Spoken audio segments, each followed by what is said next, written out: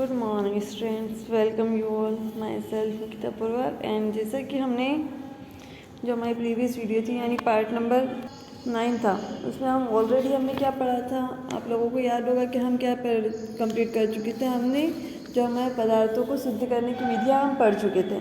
अब जो हमको पढ़ना है वो हमको पढ़ना है तत्व और यौगिकों के बारे में। ठीक है, तो हम उसको पढ़ने से पहले हम एक बार और ये चीज़ देख लेते हैं कि हमने पढ़ा था जो हमारे पदार्थ होते हैं, वो पदार्थ जो होता है वो हमें दो टाइप का होता है। जो हमारा पदार्थ जो होता है यानी ठोस और गैस में जो पदार्थ पाया जाता है, गैस की 3 अवस्थाएं होती है पदार्थ की, वो जो होता है मेनली कितने टाइप का होता है, 2 टाइप का होता है। एक होता है शुद्ध पदार्थ और दूसरा होता है मिश्रण। ठीक है, शुद्ध पदार्थ और मिश्रण। तो मिश्रण कितने प्रकार के होते हैं ये हम पढ़ चुके थे। मिश्रण कितने प्रकार के होते हैं, 2 प्रकार के होते हैं, समांगी और विषमांगी।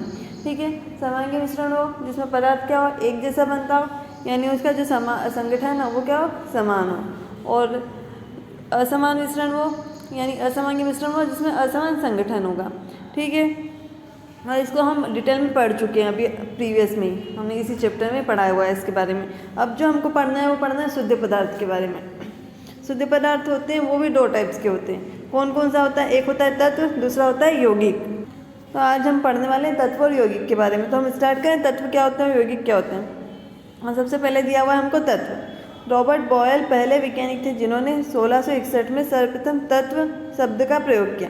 यानी तत्व शब्द का सबसे पहला प्रयोग किसने किया था, रॉबर्ट बॉयल ने किया था।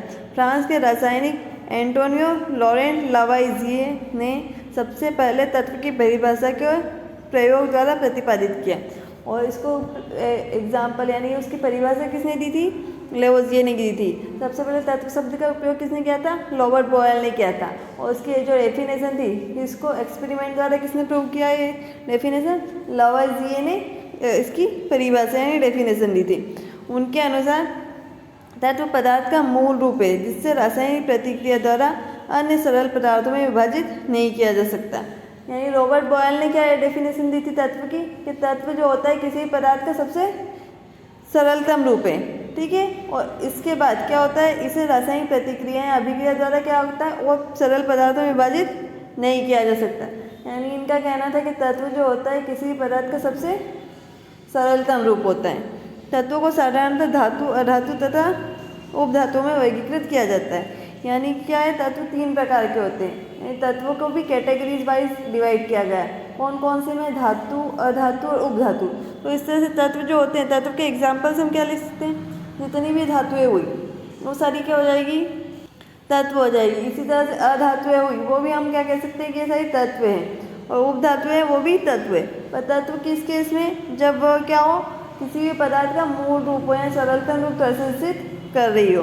तो तत्व के एग्जाम्पल्स देखें हम क्या क्या हो सकते हैं इसके एग्जाम्पल, सोना, चांदी, तांबा, लोहा, सोडियम और पोटेशियम। ये सारे जो नीचे दिए हुए ये सारे क्या हो सकते हैं, तत्व के एग्जाम्पल हो सकते हैं। क्योंकि हमने पढ़ा कि तत्व क्या होती है, 3 प्रकार की होती है मेनली। कौन कौन सी, धातु, अधातु और उपधातु। ठीक है, तो अब धातुएं जो होती है हमने पढ़ लिया कि तत्व क्या होता है। अब पढ़ते हैं हम धातुओं के बारे में। यानी धातुएं जो होती है वो क्या होती है, उसकी क्या क्या प्रॉपर्टीज़ होती है। तो धातुओं की प्रॉपर्टीज़ क्या होती हैं, सबसे पहले दिया हुआ ये चमकीली होती हैं। आपने देखा होगा जितनी भी धातुएं होती है वो सारी क्या होती है, उनमें साइन पाई जाती है यानी चमकीली होती है। तो सबसे पहला क्या हो गया कि सभी धातुएं क्या होती है, चमकीली होती है। दूसरा क्या दिया हुआ है, ये चांदी जैसी सफ़ेद या सोने की तरह पीले रंग की होती है। सारी धातुओं का अपना अपना कोई ना कोई कलर होता है, या तो बिल्कुल वाइटिश कलर की होगी या फिर येलो येलो जैसे हमारा सोना होता है उस तरह की हो सकती है। ये ताप तथा विद्युत की सुचालक होती है, यानी कि ताप और विद्युत दोनों का क्या करती है, चालन करती है। यानी धातुओं को अगर हम विद्युत धारा प्रवाहित करेंगे तो धातु में से विद्युत धारा प्रवाहित हो सकती है। इसी तरह ताप भी धातुओं पर क्या कर सकता है, ताप भी एब्जॉर्व कर सकता है धातु। ठीक है, ये नेक्स्ट देखा, ये तन्य होती है और इनको तार के रूप में खींचा जा सकता है। तन्य होना यानी इसे ताना जा सकता है, यानी खींचा जा सकता है। और खींचने पर ये टूटेगी नहीं, जबकि क्या हो जाएगी, पतले तारों में बदल जाएगी। ठीक है, उसके बाद दिया हुई आघात वर्धनीय होती है। इनको पीट कर महीन चादरों में ढाला जा सकता है। यह आघात वर्धनीय होती है, यानी अगर इसको हम पीटेंगे, धातु को पीटते तो हम क्या कर सकते हैं, पीट के इनको क्या कर सकते हैं, पतली चादरें बना सकते हैं, यानी चादर के रूप में से ढाल सकते हैं। इसलिए क्या होती है, आघात वर्धनीय भी होती है। और ये प्रतिध्वनि पूर्ण होती है। जो जितनी भी धातुएं होती है वो क्या करती है, अगर हम उस पर कोई भी चीज़ मारेंगे यानी उसको हीट करेंगे किसी भी चीज़ से, तो क्या होगी, उसमें कहीं ना कहीं आवाज़ आएगी, इसलिए क्या होती है, प्रतिध्वनिपूर्ण होती है। यानी इसको पीटने पर हमें कोई ना कोई साउंड जरूर सुनाई देता है। तो इस तरह से हमने धातु की प्रॉपर्टीज़ पढ़ ली, है ना। धातु के एग्जाम्पल देखें तो सोना, चांदी, है ना, तांबा, लोहा, ये सारी क्या होती है, पारा वगैरह, ये सब क्या होती है, धातु ही होती है ना। इतना पढ़ लिया हमने। अब जो हमको नेक्स्ट पढ़ना है वो हमको दिया हुआ है, ये सारे एग्जाम्पल्स हम देख चुके हैं, ये सारे धातु के एग्जाम्पल है। पारा धातु होते हुए भी कमरे के ताप पर द्रव्यमान होता है। सिर्फ एक ही धातु ऐसी है जो क्या होती है, द्रव अवस्था में पाई जाती है, वो कौन सी होती है, पारा होती है। बाकी जितनी भी धातुएं होती है वो सारी क्या होती है, ठोस अवस्था में पाई जाती है। ठीक है, अब धातुएं पढ़ ली हमने। अब कौन सी बात आती है, अब आती है अधातुओं की बात। अधातुएं दिए गए निम्न गुणों में से प्राय कुछ गुणों या सभी गुणों को प्रदर्शित करती है। अधातु क्या होती है, वो होती है धातु की जस्ट अपोजिट। और हमको जितनी भी अभी जो क्वालिटीज़ पढ़ने वाली हम क्या किसकी पढ़ने वाले हैं, अधातुओं की पढ़ने वाले हैं। सबसे पहला जो दे रखा है ये विभिन्न रंगों की होती है। अधातुएं होती है वो अलग अलग रंग की होती है। ठीक है, पहला पॉइंट पढ़ लिया हमने। जो सेकेंड पॉइंट दे रखा है वो दे रखा है ये ताप तथा विद्युत की कुचालक होती है। जैसा कि हमने बोला कि धातुओं की जस्ट अपोजिट होती है। धातुओं में पढ़ा था हमने कि ताप और विद्युत की वो क्या होती है, सुचालक होती है। तो ये क्या हो जाएगी, ताप और विद्युत की क्या होती है, कुचालक होती है। ये जो अधातुएं होती है ये चमकीली, प्रतिध्वनिपूर्ण व आघात वर्गनीय नहीं होती। यानी अधातुएं होती है उनमें कोई क्या होती है, चमक नहीं पाई जाती है। साथ ही क्या होती है, इसके प्रतिध्वनि, यानी इसको अगर बजाने पर हम इसमें हीट करना चाहेंगे तो इसमें से कोई पर्टिकुलर आवाज़ नहीं आएगी।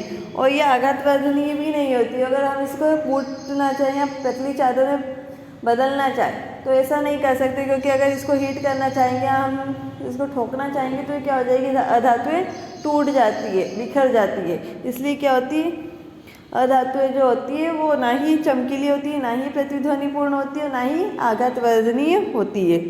ठीक है, अधातुओं के एग्जाम्पल क्या हो जाएंगे, हाइड्रोजन हुआ, ऑक्सीजन हुआ, आयोडीन, कार्बन, ब्रोमीन, क्लोरीन इत्यादि अधातुओं के उदाहरण है। यानी क्या होता है, हाइड्रोजन हुआ, जितनी भी गैसेस हुई सारी अधातुएं हो जाएगी। ठीक है, उसके अलावा तरल में देखें तो ब्रोमीन हुआ, है ना, कार्बन हुआ, ये सब अलग अलग होती है। कुछ द्रव भी होते हैं, कुछ ठोस भी होते हैं, कुछ गैसेस भी होती है। अधातुओं में सब पाया जाएगा। अधातुओं में क्या होगा, कलर भी अलग अलग होंगे इनके। ये धातु की कुचालक होगी, ना ही आघात वर्जनीय होगी, ना ही तन्य होगी, ना ही प्रतिध्वनि उत्पन्न करेगी। इस तरह से अधातुओं में हमने देख लिया। एक तरह से हम धातु और अधातुओं में अंतर भी लिख सकते हैं इसके बेसिस पर, क्योंकि हमको दोनों की क्वालिटीज़ पता चल गई। अब एक चीज़ और होती है, हमने पढ़ा था पहला जो धातु होते हैं 3 प्रकार के होते हैं, एक धातु, एक अधातु और एक पढ़ा था उपधातु।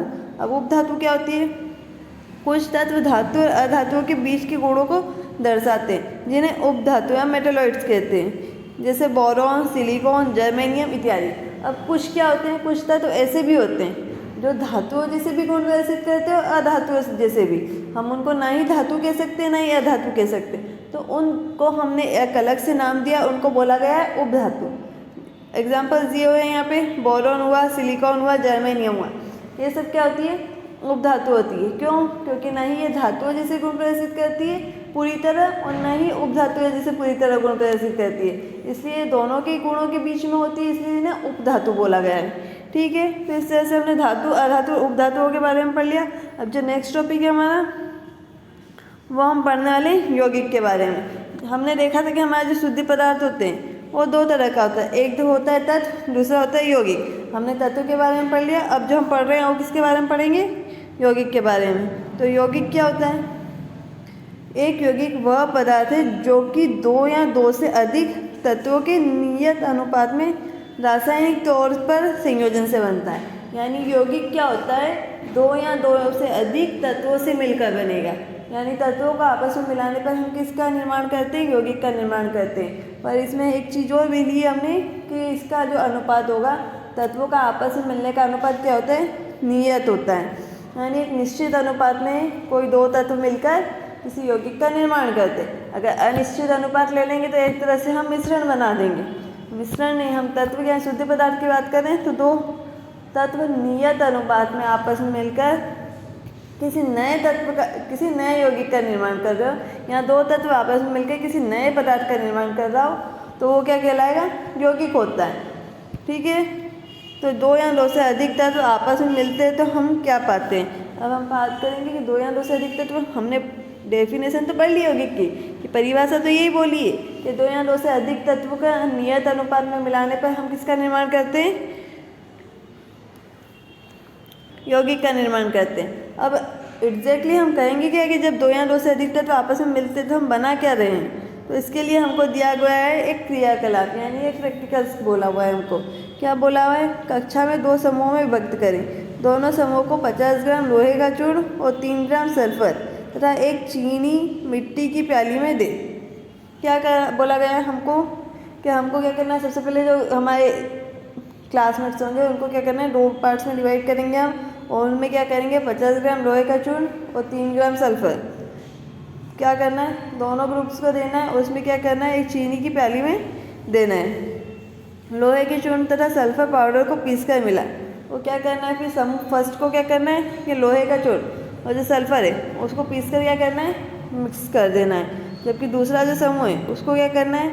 लोहे के चूर्ण तथा सल्फर के पाउडर को पीसकर मिलाएं और मिश्रण को तीव्र ताप पर लाल होने तक गर्म करें। फर्स्ट ग्रुप को क्या करना था? इसे दोनों को मिला देना है चूर्ण बनाकर। जबकि सेकेंड ग्रुप को क्या करना है? चूर्ण बनाने के बाद क्या करना है? उसको गर्म करना है। अब ज्वाला को हटा दे तथा मिश्रण को ठंडा होने दे, और हटाकर उसको क्या करना है? ठंडा होने देना है। अब हमको देखना है समूह फर्स्ट और सेकेंड। प्राप्त सामग्री में चुंबकीय गुण की जांच करें। सामग्री के निकट एक चुंबक को लाएं तथा जांच करें कि क्या सामग्री चुंबक की ओर आकर्षित होती है। अब हमको क्या करना है? हमने कर लिए दोनों प्रैक्टिकल, एक ग्रुप ने कर लिया, दूसरे ग्रुप ने ये कर लिया। अब हमको देखना है कि इसमें चुंबकीय गुण क्या करना है? देखना है। क्योंकि यहाँ पे फर्स्ट ग्रुप में लोहे का चूर्ण तथा सल्फर था तो उसमें क्या है? उसमें भी लोहा था। जबकि सेकेंड ग्रुप है उसमें भी लोहा था। पर इस केस में क्या हुआ है? हमको बताया गया है कि हमको देखना है कि अब चुंबकीय गुण में कुछ चेंज आए हैं क्या ये करने के बाद। तो किस समूह में चुंबक गुण पाया जाएगा? जो फर्स्ट समूह होगा, क्योंकि उसमें चूने क्या था? हमारे पास लोहे का चूर्ण प्रेजेंट है तो उसमें क्या होगा? चुंबकीय गुण होगा। उसके बाद हमको आगे क्या करना है? आगे करना है कि दोनों समूहों द्वारा प्राप्त सामग्री के रंग और बनावट की तुलना करें। क्योंकि हमने जो सेकेंड वाला में उसको गर्म किया था तो उसका कलर कहीं ना कहीं लाल हो गया था, वो कलर चेंज हो गया होगा जैसा। जबकि सल्फर और हमको लोहे का चूर्ण मिला है जो कि समूह फर्स्ट में, उनका जो रहेगा पार्ट वो अलग रहेगा। उसके बाद करना है हमको प्राप्त सामग्री के एक भाग में कार्बन डाइसल्फाइड मिश्रण अच्छी तरह से मिलाए और छान ले। यानी क्या करना है? जो हमको सामग्री प्राप्त हुई है ना, उसमें क्या करना है? एक भाग में क्या करना है? कार्बन डाइऑक्साइड मिलाना है और उसमें क्या करना है? अच्छी तरह से मिला के उसको क्या करना है? छान लेना है। जबकि प्राप्त पदार्थ के दूसरे भाग में क्या करना है? तनु सल्फ्यूरिक अम्ल तथा तनु हाइड्रोक्लोरिक अम्ल मिलाना है। ठीक है, और उसके बाद क्या करना है? इस क्रियाकलाप को लोहे तथा सल्फर तत्वों के साथ अलग अलग दोहराएं तथा अवलोकन नोट करें। तो इस तरह से हमको क्या करना है? ये पूरा प्रोसीजर करना है। अब इसमें हम देखेंगे क्या? इसमें हमको फॉलोइंग क्वेश्चन जो है मैं जो बताने वाली हूँ उन सारे को नोट करना है। सबसे पहला दे रखा है, क्या दोनों समूहों द्वारा प्राप्त सामग्री दिखने में समान है? दोनों समूहों में अगर जो सामग्री मिलेगी वो दिखने में समान होगी क्या? नहीं, क्योंकि एक में हमने क्या कर रखा है? प्रोसीजर पूरा किया हुआ, उसको गर्म किया था, उसका कलर चेंज हुआ था, है ना। तो दोनों में तत्वों में दिखने वाली सामग्री क्या होगी? समान नहीं होगी। किस समूह द्वारा प्राप्त सामग्री में चुंबकीय गुण विद्यमान होगा? फर्स्ट में, क्योंकि उसमें हमने क्या करा? उसमें कोई भी नया पदार्थ नहीं बनाया, हमने सिर्फ दोनों मिश्रण को मिला दिया, दोनों सल्फर और लोहे के चूर्ण को मिला दिया और रख दिया। जबकि सेकेंड वाले में हमने उसे गर्म किया था तो कहीं ना कहीं उसके बीच में रिएक्शन हुई होगी और नया पदार्थ बना है। उसके बाद क्या सामग्री के घटकों को हम पृथक करने में सक्षम है? तो किसको कर पाएंगे? नहीं कर पाएंगे। पर सल्फर और लोहे के चूर्ण को अलग कर पाएंगे, क्योंकि वो क्या है? हमने उसमें आगे कोई भी प्रोसीजर नहीं किया है। जबकि समूह सेकेंड में हमने क्या किया था? उसको गर्म किया था, तो कहीं ना कहीं सल्फर और लोहे के चूर्ण में रिएक्शन हो गई, जिससे उसमें क्या हो गया? नया पदार्थ बन गया। इसलिए हम उनके घटकों को अलग नहीं कर पाएंगे। ठीक है, तो इस तरह से ये कर लिया हमने। अब यहाँ पे क्या बताया? समूह फर्स्ट द्वारा प्राप्त गैस हाइड्रोजन है।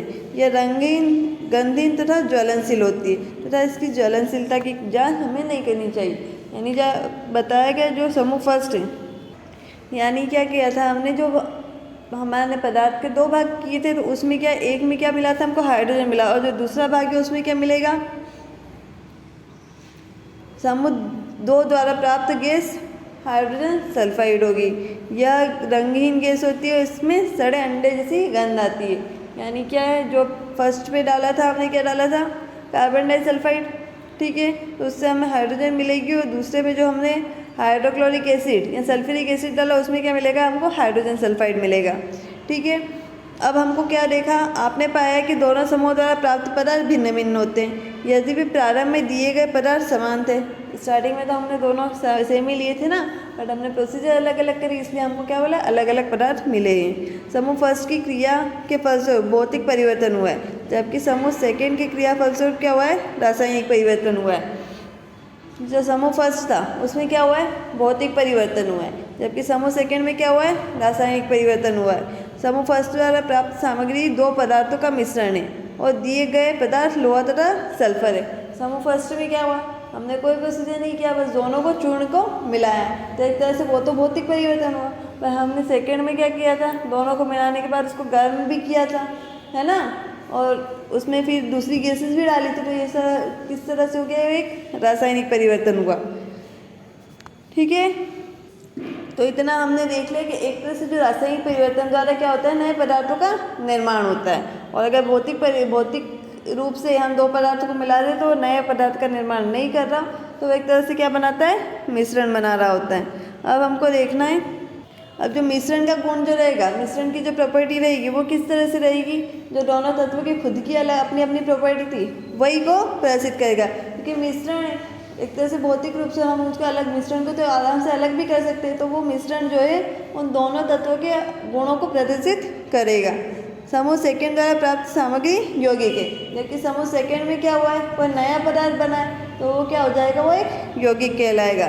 दोनों तत्वों की तीव्रता गर्म करने पर हमने यौगिक पाया, जिस गुण मिले हुए तत्वों की पूरी तरह भिन्न है। अब जो तत्व मिलेगा हमको, यानी हमने 2 तत्वों का आपस में मिलाया, और जो पदार्थ हमको बनेगा वो क्या है, यौगिक है, और जो यौगिक के जो गुण होंगे वो उन दोनों तत्वों के समान नहीं होंगे।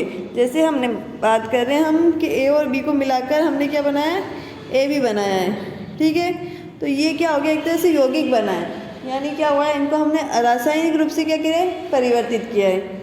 तो जो ए और बी के जो खुद के गुण होंगे वो ए बी प्रदर्शित नहीं करेगा, ए बी के खुद के अलग से गुण होंगे, जबकि अगर हम कहें कि ये मिश्रण के फॉर्म में होगा, ए प्लस बी मिलाकर ए बी मिश्रण बना रहे, तो इस केस में ए के गुण और बी के गुण हम ए बी में भी पाए जाएंगे, यानी ए के जो गुण होंगे, बी के जो खुद के गुण होंगे, वो ए बी अगर मिश्रण बना हुआ है तो उसमें क्या मिलेंगे, ए बी में भी हम उसके गुण मिल पाएंगे। तो मिश्रण और यौगिक में ये अंतर होता है कि मिश्रण जो होता है वो एक क्या होता है, स्थायी नहीं होता है, जबकि यौगिक जो होता है वो स्थायी रूप से होता है, ठीक है, यानी यौगिक कोई नया पदार्थ बन गया, जबकि मिश्रण जो होता है वो तो क्या हुआ है, एक अस्थायी पदार्थ के तौर पर है, ठीक है। फिर नेक्स्ट दे रखा है, यौगिक का संगठन पूरे पदार्थ के समान है। हम यह भी देख सकते हैं कि यौगिक के बनावट रंग भी स्थानों पर समान है, यानी क्या आएगा, यौगिक जो होगा वो एक जैसा पदार्थ बनेगा, यानी चेंज होगा तो पूरा पदार्थ ही बदलेगा। 2 तत्व आपस में मिले, ऐसा नहीं है कि उनका कोई पार्ट, थोड़ा बहुत पार्ट ही क्या करेगा, रिएक्ट करेगा, उनका पूरा पार्ट रिएक्ट करके वो एक जैसा यौगिक बनाएगा। इस प्रकार संक्षेप में हम पदार्थों की भौतिक और रासायनिक प्रकृति के निम्न आरेख द्वारा समझ सकते हैं। और जबकि हम क्या कर चुके हैं, पहले ही देख चुके हैं कि जो हमारे पदार्थ होते हैं वो कितने टाइप के होते हैं, अलग अलग टाइप्स के होते हैं, यानी 2 अलग अलग होते हैं, एक शुद्ध होता है और एक और कौन सा होता है जो हमने यहाँ पे देखा था, एक क्या होता है, शुद्ध पदार्थ होता है, दूसरा मिश्रण होता है। मिश्रण क्या होते हैं, मिश्रण सिर्फ क्या होता है, भौतिक परिवर्तन द्वारा हम बना सकते हैं, जबकि जो रासायनिक परिवर्तन द्वारा बने वो क्या होता है, यौगिक होता है, ठीक है। इतना पढ़ने के बाद हम अब क्या पढ़ने वाले, अब हम पढ़ने वाले मिश्रण और यौगिक में अंतर। हमने देख लिया मिश्रण एक अलग चीज़ होती है और यौगिक एक अलग चीज़ होती है, तो इनमें क्या क्या डिफरेंस हम लिख सकते हैं वो। तो सबसे पहला जाए, तत्व या यौगिक केवल मिश्रण बनाने के लिए मिलते हैं, किंतु नए यौगिक का निर्माण नहीं करते। मिश्रण के केस में क्या करते हैं, हम किसी भी चीज़ को मिला दें, पर वो मिलाएंगे किस केस में, भौतिक अवस्था के केस में मिलाएंगे, जिससे क्या होगा, उनमें कोई रासायनिक परिवर्तन नहीं होगा, रासायनिक परिवर्तन नहीं होगा तो नए पदार्थ का निर्माण नहीं होगा। जबकि तत्व क्रिया करके नए पदार्थों का निर्माण करते हैं। जबकि यौगिक में यहाँ क्या होते हैं, तत्व आपस में क्रिया करते हैं और नए पदार्थ का निर्माण करते हैं और नया पदार्थ क्या कहलाता है, यौगिक कहलाता है। मिश्रण का संगठन परिवर्तनीय होता है। जो मिश्रण जो होता है उसका संगठन क्या होता है, परिवर्तनीय होता है, क्योंकि कोई है ही नहीं, हमने कोई नया पदार्थ बनाया ही नहीं, हम जितना चाहे उतना पदार्थ मिला सकते हैं, जितना चाहे उतना क्या कर सकते हैं, हटा सकते हैं। इसलिए जो मिश्रण रहता है उसका संगठन क्या होता है, परिवर्तनीय होता है, जबकि नए पदार्थ का संगठन सदैव स्थायी होता है। जबकि यौगिक में क्या आएगा, हमने पढ़ा था तत्व की डेफिनेशन, उसमें यौगिक के डेफिनेशन उसमें बोला था कि हम नियत रूप से क्या मिलाते हैं, पदार्थ को मिलाते हैं, यानी दो तत्वों को नियत रूप से मिलाने पर हम यौगिक का निर्माण करते हैं। तो इस केस में क्या होगा, जो नया पदार्थ रहेगा उसका संगठन क्या होगा, हमेशा स्थायी होगा। उसके बाद दिया है मिश्रण, उसमें उपस्थित घटकों के गुणधर्म को दर्शाता है। तो मिश्रण जो है उसमें जितने भी उपस्थित गुणधर्म होंगे, जैसे हमने बात की थी ना अभी ए बी की, ए के गुण और बी के गुण दोनों को ए बी भी दर्शाएगा। जबकि जो हमारा यौगिक होता है, नए पदार्थ के गुणधर्म पूरी तरह भिन्न होते हैं। ऐसे अगर ए और बी मिल दो तत्व दोनों मिलकर ए बी यौगिक बना दें तो ए बी यौगिक के गुण ए और बी से अलग होंगे, यानी ए बी यौगिक के गुण कुछ अलग होंगे, ए के अलग होंगे और बी के अलग होंगे। घटकों का भौतिक विधियों द्वारा सुगमता से पृथक किया जा सकता है। जो मिश्रण होता है उसके घटकों को क्या कर सकते हैं, हम भौतिक विधियों द्वारा क्या कर सकते हैं, सुगमता से अलग कर सकते हैं। हमने पढ़ी थी अभी मिश्रण को पृथक करने की कई सारी विधियाँ, तो उससे हम आसानी से अलग कर सकते हैं। अगर क्या बनेगा, मिश्रण बनेगा। जबकि अगर यौगिक बनेगा तो घटकों को केवल रासायनिक विधि या विद्युत रासायनिक विधि द्वारा पृथक किया जा सकता है। उनको इस तरह से नॉर्मल विधि यानी भौतिक प्रक्रमों को यूज़ करके उनको क्या कर सकते हैं, अलग नहीं कर पाएंगे। उनको फिर अलग करना है, किसके, यौगिक बनने के बाद अगर तत्वों को अलग करना है तो उनके लिए कौन सी रासायनिक विधि या विद्युत रासायनिक विधियों का उपयोग करना पड़ेगा, क्योंकि रासायनिक परिवर्तन के पश्चात वो यौगिक बना है। वो यौगिक मिश्रण के कंपेयर में बहुत ज़्यादा स्थायी हुआ, क्योंकि वहाँ पे एक नया पदार्थ बना है, क्योंकि मिश्रण के किसमें नया पदार्थ नहीं बनता है। ठीक है, तो इस तरह से हमने ये हमारा जो चैप्टर नंबर 2 था वो हमने लास्ट टॉपिक पढ़ते हुए ये चैप्टर नंबर 2 कंप्लीट किया है। ठीक है, अब हम करेंगे इसके क्वेश्चन आंसर सॉल्व, वो हम करेंगे अब नेक्स्ट वीडियो में। Okay, thank you.